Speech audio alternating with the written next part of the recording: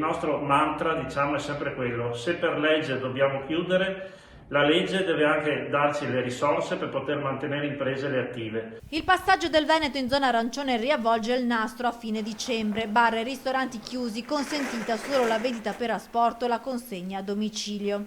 Sono due servizi che per la stragrande maggioranza delle attività dei bar, dei ristoranti, delle pasticcerie, delle pizzerie sono semplicemente antieconomici e quindi molti locali si rifiutano di effettuarli per non lavorare in perdita. Altro servizio che rimarrebbe operativo è quello della mensa contrattualizzata, però con tutta una serie di limitazioni che di fatto lo rendono anche in questo caso veramente marginale. La zona arancione ci mette in ginocchio, i rimborsi e le attività sono fondamentali, commentano amareggiati i vertici di Confesercenti. Le associazioni di categoria sono preoccupate, senza ristori che devono essere immediati e proporzionati alle perdite ingenti. Sono molte le attività che rischiano di non riaprire proprio più.